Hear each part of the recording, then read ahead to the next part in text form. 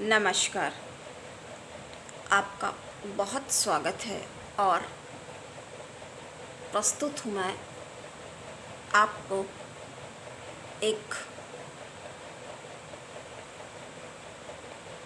जो आजकल त्यौहार मनाया जा रहा है होली का, उसके बारे में आज आपको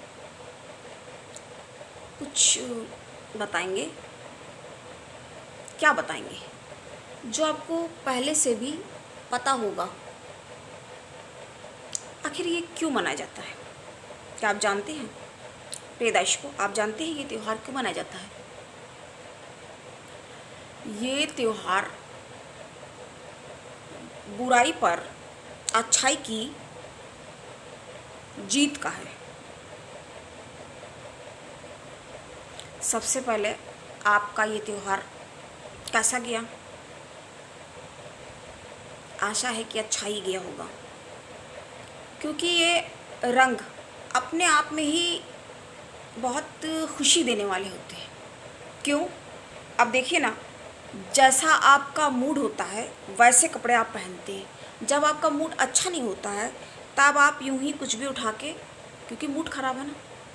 और जिस दिन आपने कभी ध्यान दिया है, नोटिस किया होगा कि जिस दिन आपका मूड बहुत अच्छा होगा, आप बहुत अच्छे से तैयार होंगे, बहुत अच्छे आपने कपड़े पहने होंगे, उस दिन आपका मूड बहुत अच्छा होगा, बहुत अच्छा रहता है। जब नए कपड़े देखिए ला करके मार्केट से पहनते हैं तो कैसा मूड होता है उस टाइम?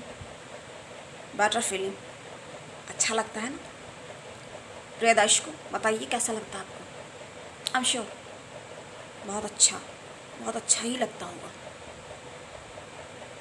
तो होली का पर्व हो गया है। क्यों मनाया जाता है?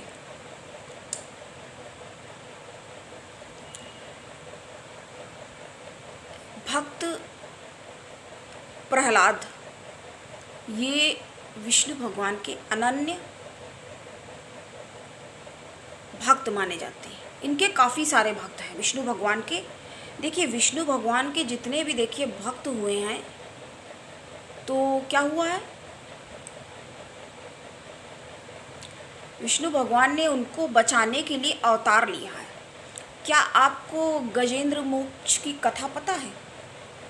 चलिए ठीक, अगर आपको नहीं पता है, आप प्रबुद्ध दर्शक हैं और अगर ये धार्मिक विषय में और एस्ट्रोलॉजी और ज्योतिष विज्ञान में आप अगर इंटरेस्ट लेते हैं तो आपको ज़रूर पता होगा।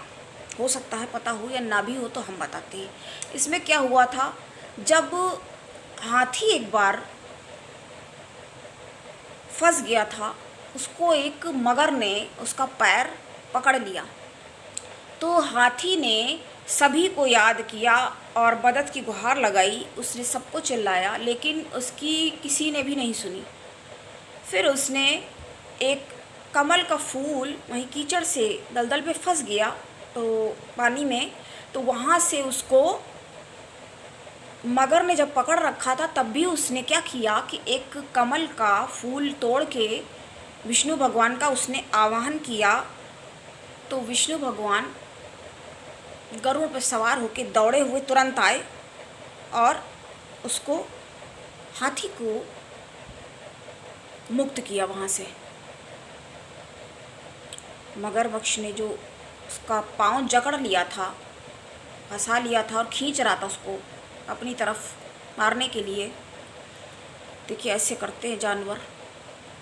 कोई वही चीज़ हम बताते हैं ना, कोई किसी को जीने नहीं देना चाहता है। अब इसकी कथा बताते हुए होलिका दहन की हमने ये बता दिया आपको। तो खींच लिया और विष्णु भगवान ने बचाया। यहाँ पर भी वही चीज़ हुई। जो राजा था हिरण्यकश्यप, तो उसका ही पुत्र प्रहलाद था। ये बचपन से ही विष्णु भगवान का अनन्य भक्त था, बहुत ज़्यादा भक्ति करता था। तो उसकी बहन थी एक होलिका। तो होलिका को अग्निदेव से वरदान प्राप्त था कि उसको आग कभी नहीं जलाएगी, मतलब आग में वो जब भी बैठेगी। उसने वरदान प्राप्त कर लिया था अपने तरीके से। तो क्योंकि जब किसी का देखिए पूजा पाठ व आवाहन किया जाता है तो क्या हो जाता है, देवता उसको सिद्धि दे देते हैं, उसका आशीर्वाद देते हैं। तो इस तरह के कई सारे उदाहरण होते हैं। तो इसलिए इनको ये वरदान इन्होंने प्राप्त किया था। तो इन्होंने क्या योजना बनाई अपने भाई के साथ, होलिका ने मिलके, कि ये आपको काफ़ी परेशान करता है, आपका लड़का है लेकिन आपको बहुत परेशान करता है। इसलिए हमेशा देखो हम क्या बताते रहते हैं कि भाई ना भाई, कोई भी भाई हो बहन हो, कोई भी किसी का दुश्मन हो सकता है। किसी को अपने अपने आप को, इंसान को बहुत ही क्लियर सही रखना चाहिए, क्योंकि इस तरह के रिश्तों में उलझ के क्या मतलब, दुर्गति को प्राप्त होते हैं लोग, लाभ क्या होता है। पर कहते हैं ना, जिसका भोग है तो वो भोगता है, कैसे ना कैसे करके उसकी स्थितियाँ ही वैसी बन जाती हैं। तो हम बता रहे थे क्या हुआ, इन लोग ने योजना बनाई कि ऐसा करो, भक्त प्रहलाद को लेकर के आग में बैठ जाएंगे। लेकिन ये होलिका ये भूल गई कि जब किसी को गलत मनसा से कोई काम कर रहे हो, अच्छे से कर रहे हो तो वो काम सही होता है, लेकिन अगर गलत से करा जा रहा है तो क्या वो हो पाएगा, वो उचित है? फिर उचित जब नहीं है, अनुचित कार्य के लिए अपने वरदान का प्रयोग कर रही थी कि जलेगी नहीं और गोद में लेकर के इसको बढ़ जाएगी। तो इन्होंने योजना बना करके वही किया, तो कि हमारे बेटे को कुछ नहीं होगा, ऐसे करके बुआ थी तो उसने बातें बनाई, और वो उसकी माँ भी समझ रही थी कि देखो ये क्या कर रही है, इसको तो, उनको तो मालूम ही था कि इसको तो वरदान प्राप्त है, आग में जलेगी है नहीं ये। तो अब इसको लेके बैठ रही, मना भी किया और उनको उसको पकड़ लिया, किनारे कर दिया, और ये बैठ गई, जाके आग जलवाई और उसमें जाके उसको लेके बैठ गई। तो हुआ क्या, ये तो अपने भगवान का जाप, प्रभु नारायण का जाप करते रहे, ओम नमो नारायणाय, ओम वासुदेवाय नमः, इन मंत्रों का जाप उच्चारण करते रहे। भक्त थे तो ये ऐसे करते रहे, कहते रहे, तो उनकी सुरक्षा की भगवान ने। और क्या हुआ, होलिका ही उसमें भस्म हो गई और ये भक्त बाहर निकल आए।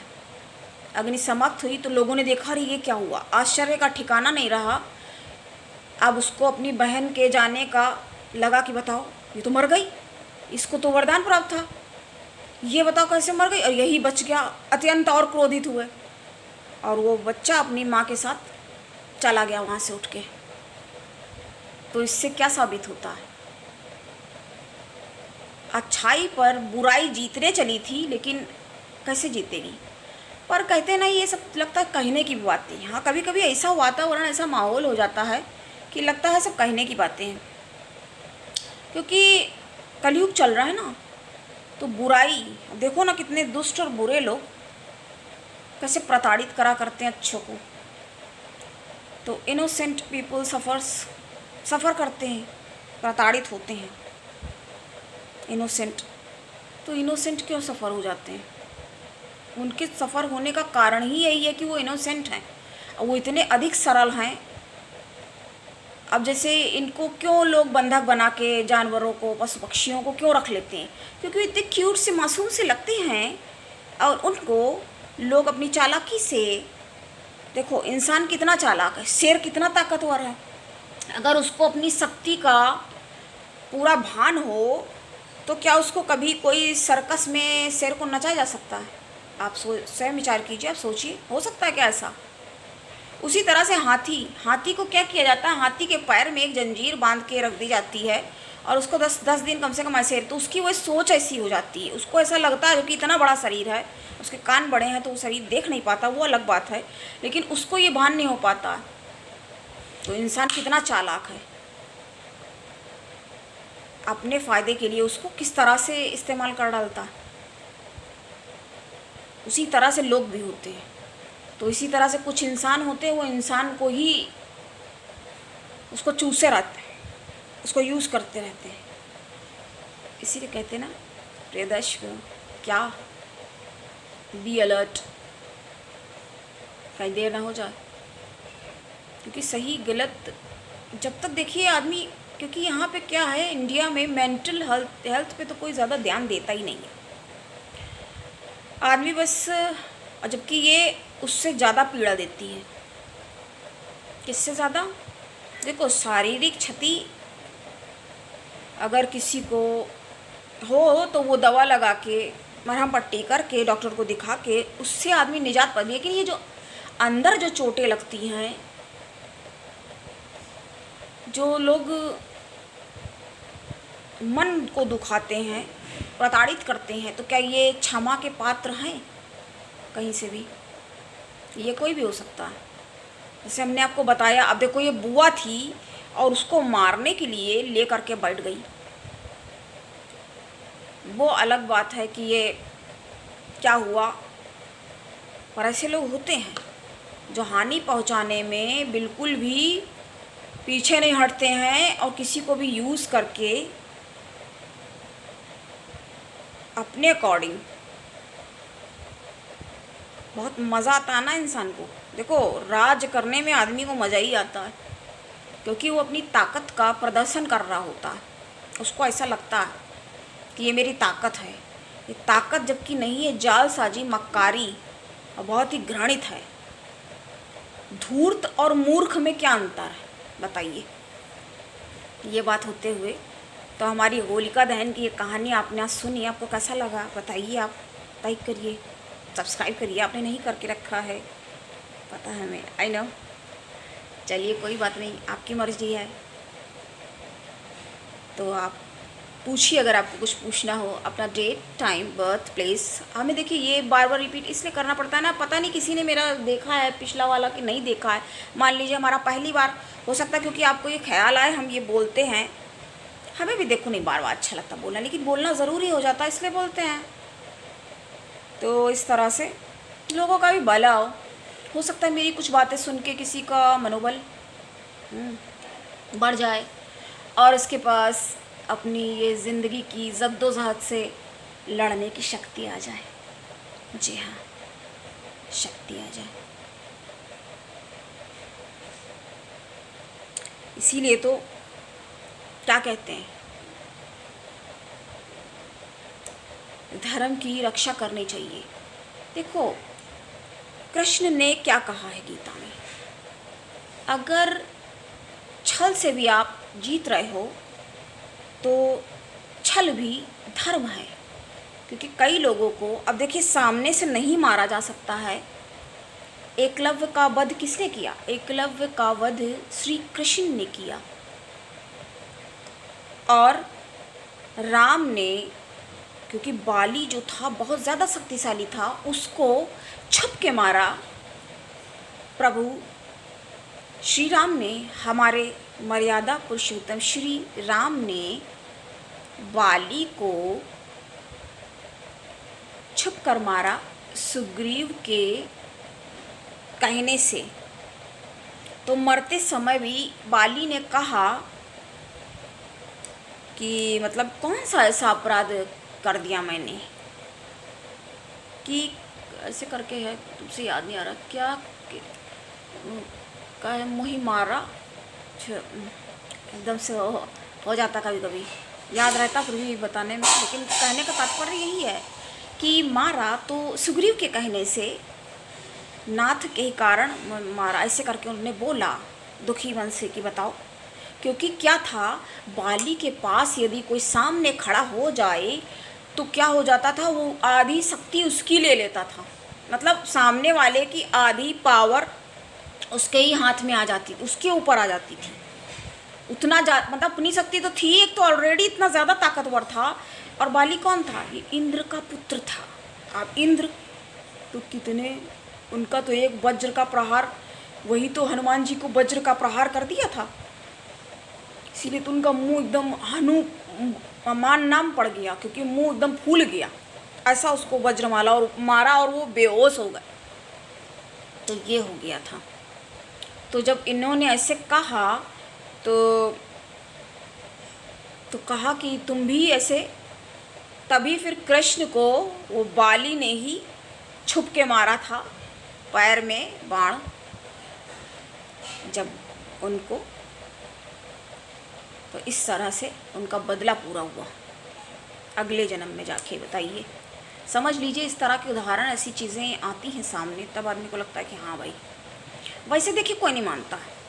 अरे आप हम ही हैं, अब एकदम से कोई बात हमसे आके कहे ऐसा, कोई मानेगा? नहीं मानेगा। लेकिन जब वो चीज़ें साबित होती हैं, पॉइंट टू पॉइंट कनेक्ट करते हो, तब ये समझ में आता है कि नहीं, बात सही है, बात में दम है। तब ये लगता है आदमी को, तब समझ में आता है। तो इसका कहने का तात्पर्य ये हुआ कि छल भी धर्म है। कब? जब वो न्यायोचित हो और वो सही काम के लिए किया जा रहा हो, मतलब उसका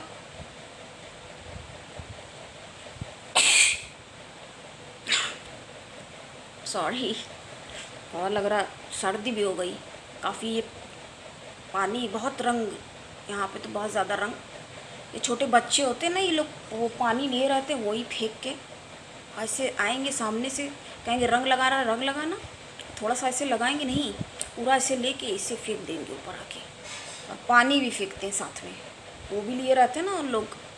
आजकल तो कैसी कैसी पिचकारियाँ चली हैं, कल हमने देखी कैसी लिए हुए उसको हाथ में, वो पीछे भी उसे टांगे और भाग भाग के। बच्चों का ही त्यौहार है, खुशी से हर्षोल्लास से मनाया। आप भी मनाइए, मनाया होगा, अगर नहीं मनाया तो फिर से मना लीजिए।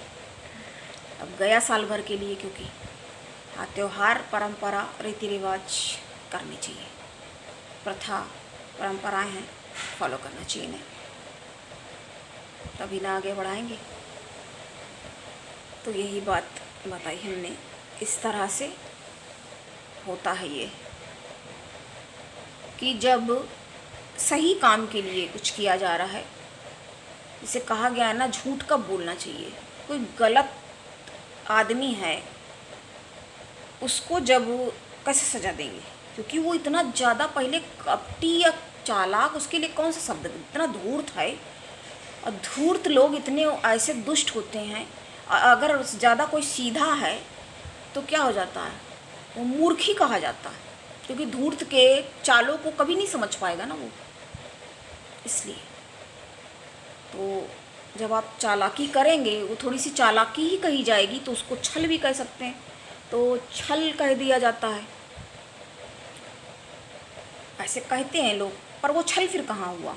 जैसे कि कई जगह हमने बोला है कि झूठ बोलना देखिए पाप है, सच बराबर तप नहीं, झूठ बराबर पाप। लेकिन कई परिस्थितियाँ ऐसी आ जाती हैं, क्योंकि हर चीज़ देखिए देश काल परिस्थिति इस पर भी निर्भर करती है। तो ऐसी परिस्थितियाँ आ जाती हैं जहाँ झूठ सच से बड़ा हो जाता है। सच से बड़ा कैसे हो जाता है? सच से बड़ा इसलिए हो जाता है, जब कोई निर्दोष फंसता चला जा रहा है तो उसको बचाने के लिए क्या किया जा सकता है? आपने जान बचाई, सिर्फ एक झूठ से किसी की सुरक्षा हो गई, तो वो हो गया ना सच से बड़ा, सच से भी बड़ा हो गया वो। इसलिए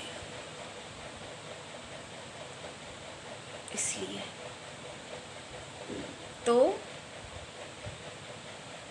कभी कभी झूठ भी, अब आप कहेंगे कि स्वाति जी बता रही हैं कि ठीक है भाई सच बोलो, कभी कभी झूठ भी बोल लो। नहीं, जब आवश्यकता, अनावश्यक नहीं, अनावश्यक के लिए नहीं बोला जा रहा है, अनावश्यक झूठ की प्रेरणा नहीं दी जा रही है यहाँ पे। अब जैसे कोई कार व्यवसाय है, तो वहाँ पर एक आधा तो थोड़ा बहुत बोलना पड़ेगा, चाहे उसको मजबूरी समझो या आवश्यकता। और कहा जाता है ना, आवश्यकता आविष्कार की जननी है, necessity is mother of invention, something ऐसे ही। तो यह हो जाता।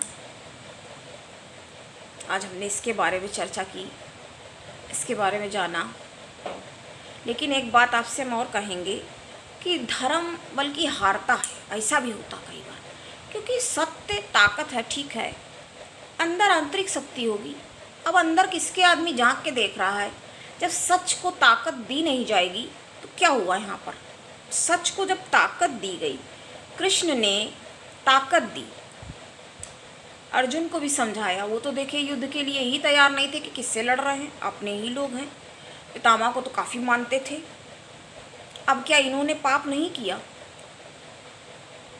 अनावश्यक गलत बातों को मान लेना ये भी तो पाप ही है। अर्जुन भाई की हर बात युधिष्ठिर की, युधिष्ठिर गलत कर रहे हैं, वो अपने धर्म में इतने अहंकार में चूर हो चुके, वो अहंकार में तो चूर थे, इसीलिए तो जब आदमी बहुत ज़्यादा अपने को अरे मैं बहुत धार्मिक हूँ, उस अहंकार में आदमी आ जाता तो वो अधर्म ही करना फिर शुरू कर देता। वो गलत सही में फिर निर्णय कहाँ कर पाता है, जब अहंकार में आ गया। लेकिन ये भी कहते हैं ना, विनाश काले विपरीत बुद्धि। सबसे पहले बुद्धि ही हर जाती है जब विनाश काल होता है। उसमें भी जिसकी बुद्धि चल जाए वही तो फिर सच्चा मनुष्य, ये भी कह सकते हैं ना। तो इन्होंने गलत किया और पितामह ने भी, मतलब अगर वो खड़े हो जाते तो कोई क्या कर सकता था, हिल नहीं सकता था। लेकिन उन्होंने भी अपना मतलब प्रतिज्ञा को सिंहासन के प्रति ईमानदार रहे। सिंहासन पे बैठा आदमी कैसी हरकतें कर रहा, हर बात को सही, अपने लड़के की इतना पुत्र मोह में अंधा विक्षिप्त हो गया है कि हर बात को सही बता रहा है, सही बतला रहा, और उसको चुपचाप बैठे हुए देख रहे हैं। विदुर ने भी काफ़ी, विदुर नीति, हाँ उसकी पुस्तक भी काफ़ी फेमस है, तो इसके बारे में कभी आपको बताएंगे विदुर नीति कैसी क्या है। सच्ची अच्छी बातें ही सिखाई बताई जाती हैं, पुस्तकों में क्या है, ज्ञान है। तो जब ऐसा किया इन्होंने तो इनको क्या हुआ, किस तरह से सज़ा मिली, तो कृष्ण जी का तरीका था या इस तरह से न्याय हो जाता है। तो ऐसे सज़ा मिली कि भीष्म पितामह के सर्वाधिक प्रिय कौन थे, अर्जुन, और उनको मारा किसने, अर्जुन ने। तो उनको कितनी तकलीफ़ हुई, आघात हुआ। और अर्जुन को सबसे प्रिय पितामह पूरे टाइम करते रहते थे, शुरू से बचपन से लेके आगे तक। फिर क्या हुआ, उनके ऊपर उस समय उनको जो पीड़ा हो रही थी वही तो उनका दंड था। उस टाइम पे जो पीड़ा हुई उस समय की, उनको मतलब कैसे मार रहे हैं, उन्हीं को मार रहे हैं जिनको इतना मानते हैं। और उन्होंने क्या किया, वो मार भी रहे हैं तो वो आशीर्वाद दे रहे हैं उन्हें। पितामह ने अर्जुन को आशीर्वाद दिया।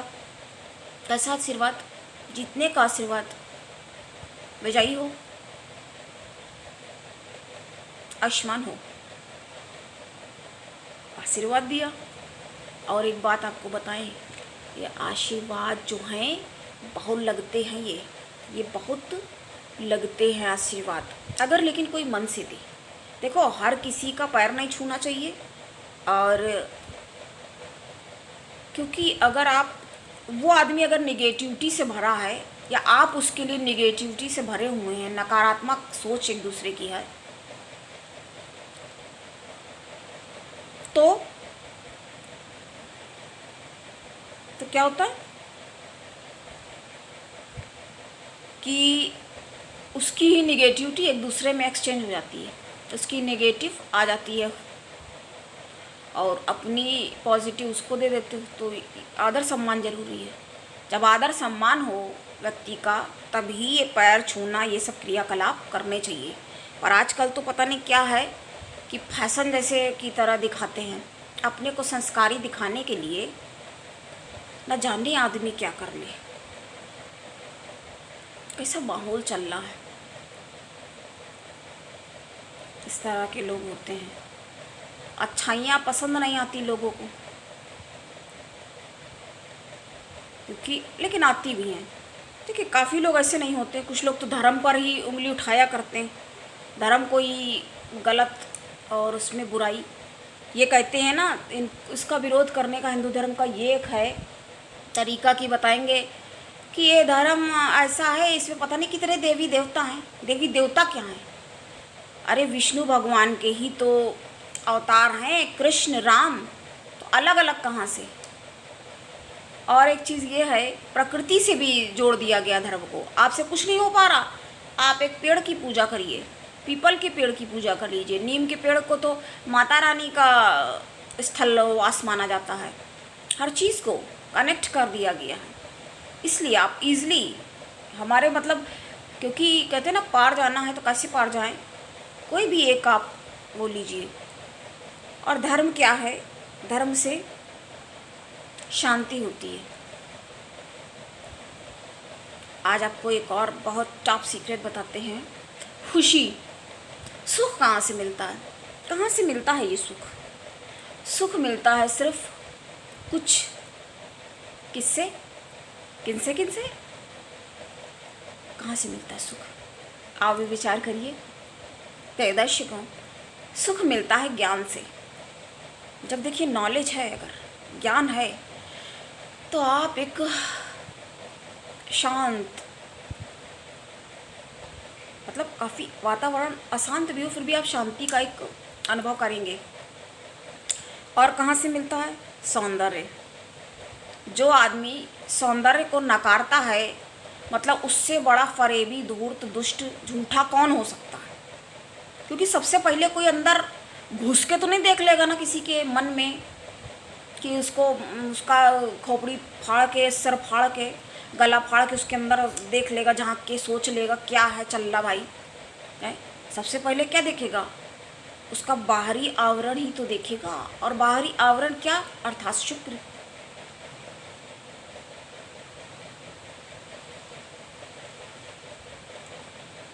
तो इन सब का प्रभाव पड़ता है, यही सुख का कारण है। किसी के अच्छे लोग आसपास होंगे तो वो इंसान खुशी महसूस करेगा, उनको देख के ही खुश हो जाएगा। क्यों? अगर कोई अच्छा है तो उससे आदमी मित्रता करना चाहता है। तो ये सब कारण है। इसके बारे में आपको हम और ज़्यादा नेक्स्ट वीडियो में एक्सप्लेन करेंगे। अभी हमें कई चीज़ें बतानी हैं, काफ़ी कुछ बताना था। ठीक है, बताते रहते हैं। अब नहीं भी बना, कल देखिए नहीं अच्छे से बन पाया, नहीं बना पाए, व्यस्तता के कारण सब आ जा रहा है। तो और क्या होता है? और प्रेम, अच्छे निस्वार्थ लोग होने चाहिए आसपास। और सुख कहाँ से? दान। दान से सुख कैसा मिलता है? क्योंकि आप किसी को देते हैं तो फिर उसके उसके चेहरे पे जो हंसी, खुशी, संतुष्टि का भाव जो आता है, उससे आपको भी एक अलग ही next to the next level की अनुभूति होती है। फिर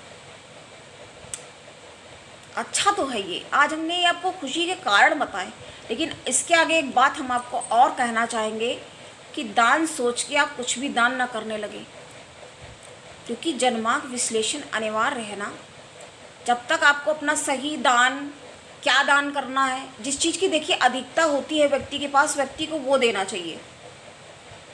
उल्टी सीधी चीज़ें देने से कोई मतलब नहीं है। अब पता चला आपके पास जो चीज़ कमज़ोर है, आप उसका दान चले हो देने। अब जैसे कोई है खुद पढ़ा लिखा नहीं है, अब वो अगर ज्ञान की बातें करे तो ये कितना मूर्खतापूर्ण है। स्वयं विचार कीजिए ना, आप एक बार करके सोचिए, देखिए आपको खुद क्लियर होगा। खुद के पास है नहीं और वो आप देने चले हो दूसरे को। इन शॉर्ट इसको ऐसे भी कह सकते हैं, खुद मियाँ फजीहत औरों को नसीहत। तो खुद लोग मूर्खता के परिचय देते रहते हैं, दूसरों के लिए बड़े ज्ञानी बनते हैं ऐसे लोग। तो समझना होगा इसे, देना क्या है। एक तो आपके पास ऑलरेडी, अब जैसे पैसा हम कह दे दीजिए भाई 100 रुपये, ऐसे कोई बड़ी चीज़ नहीं है, लेकिन जिसके पास नहीं है तो उसके लिए 10 रुपये, 100 रुपये बहुत बड़ी बात है। पैसा ही आपके पास है नहीं और हम आपसे कह रहे हैं कि आप दान करिए और आप पैसा दे रहे हो, तो ये क्या हो जाएगा? ये गलत काम हो जाएगा, ये गलत दान हो जाएगा। अपनी वही चीज़ हो गई, अपना घर जला के औरों को सेक कि आग तापो भाई, आओ। अपना घर जला के तपा रहे हो तो ये क्या है? ये कहाँ सही है? तो ये सारी चीज़ें समझनी होंगी। इन सारी चीज़ों को अंडरस्टैंड करना बहुत ज़रूरी है। अब जब आप हमारे मित्र हैं, दर्शक हैं, छोटे सा परिवार सा हो गया है, तो अब आपको सही बताएंगे ना, तो ये सब हो जाता है। तो कोई भी नुकसान पहुंचा सकता है। आपके बारे में यदि कोई बहुत ज़्यादा जानता है, तो रावण की हार का क्या कारण था, आज फिर से रामायण की बात हो गई। हमने सबसे पहले तो होलिका की आपको कथा सुनाई, उसके अलावा आज कुछ मिसलेनियस हो गया, जैसे ये वर्ड सही है। तो क्या हुआ, रावण ने कहा कि पता है क्या तुम्हारी, राम से कहा, राम उसके पास गए, बताओगे मतलब जीत का हार का क्या कारण। तो रावण ने कहा एक चीज़ बहुत बड़ी है, ज़रूरी, कि रहस्य, आपका सीक्रेट नहीं जानना चाहिए किसी को। मेरे भाई को पता था, क्योंकि भाई को दुश्मन बनते देर नहीं लगी। कब दुश्मन बन जाए दोस्त और दोस्त बन जाए दुश्मन, क्षण में पता नहीं चलता। अब बहुत ही ज़्यादा समझदार दोस्त हैं तो वो नहीं रिवील करेंगे बातें, लेकिन कुछ लोग ऐसे मूर्ख टाइप के या धूर्त गंवार या जो भी कहो, नहीं उतनी ज़्यादा बहुत से लोगों में नहीं होती है। आप हर किसी से समझदारी की उम्मीद नहीं कर सकते। तो पता चला आपकी बातें फैलानी शुरू कर दी, ऐसी ऐसी बातें आपको डिफेम कर दिए, क्या फ़ायदा हुआ। तो दुश्मन भी, और जो अगर आपसे किसी ने कहा है कि आप ना मतलब बताइए अपनी कोई बात, अगर आपके साथ नहीं व्यवहार सही कर रहा है कोई दोस्त भी, तो उसको भी बिल्कुल दुश्मन की तरह बिल्कुल टाइट कर देना चाहिए, ट्रीट करना चाहिए उसको टाइटली, ज़रूरी हो जाता है ये। तो रावण ने ये बताई अपनी बात कि तुम्हारा देखो, एक तो भाई तुम्हारे साथ है और मेरे साथ क्या है, मेरे साथ मेरा भाई नहीं है, मेरा भाई ने साथ नहीं दिया। इसलिए तो रावण ने शाप दे दिया कि कोई नहीं रखेगा इसका नाम। एक ही नाम मतलब ये रह गया विभीषण, विभीषण नाम कोई नहीं रखेगा। ज्ञानी थे ना। इतनी लड़ाई के बाद भी उससे बात की राम, राम तो फिर राम ही है। तो आज यहीं पर वाणी को पूर्ण विराम देते हुए, हमें लग नहीं रहा था आज बना पाएंगे, लेकिन ठीक है, आपके लिए या आप ही मतलब आपके बारे में सोच के बनाते हैं कि सुनेंगे, आप देखेंगे। हो सकता वेट कर रहा हूँ, ख्याल आता है ना, फिर आपसे हिम्मत आ जाती है। कमेंट्स करिए जैसा भी आपको लगे। कुछ नहीं करते हैं तो आप राधे राधे लिख दीजिए, जय श्री कृष्णा कहिए। तो आज के लिए इतना ही, मिलते हैं फिर एक नई चर्चा के साथ। तब तक के लिए नमस्कार, जय श्री कृष्णा। और हाँ, अपना बहुत ख्याल रखिए।